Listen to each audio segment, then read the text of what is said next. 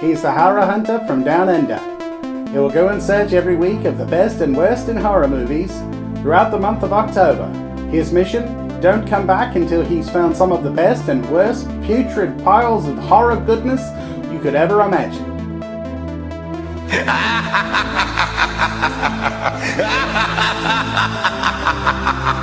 Horror Hunter from Down Under coming back at you with another scary movie review. This time around we're going to have a little bit of a theme for the next 4 videos. You ready for this? Vampire movies. That's right, we're going to look at 4 frightening vampire movies. Today we're going to look at The Lost Boys from 1987. This vampire cult hit the big screen exactly 30 years ago this year.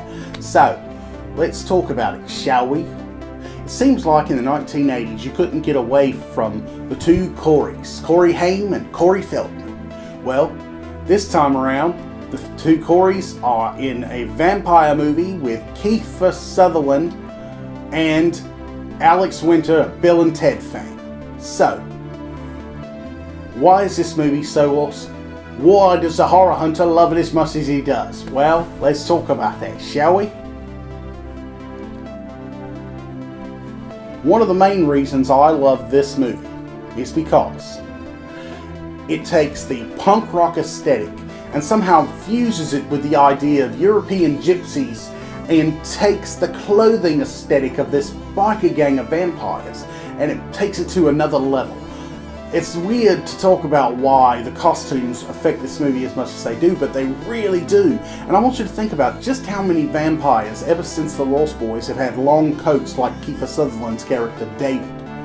I mean, Angel on Buffy the Vampire Slayer, and Kate Beckinsale's character from Underworld. So you see what I'm saying? Vampires have sort of taken hold since The Lost Boys and borrowed bits and pieces.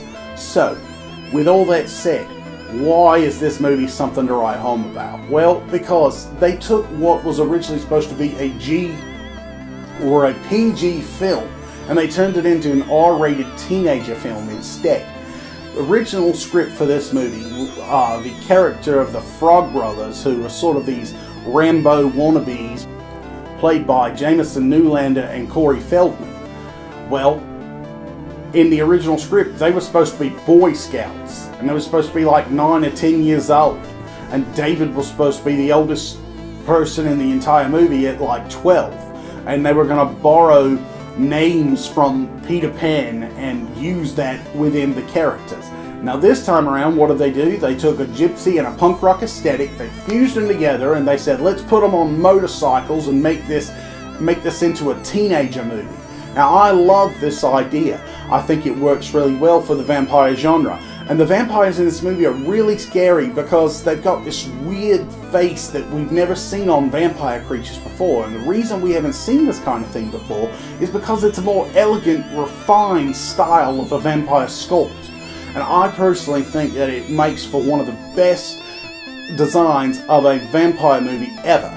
So personally, I think this movie is absolutely amazing, and I can't wait to bring you another great vampire movie to talk about tomorrow. So, I've been the Horror Hunter, and I'll see you guys later.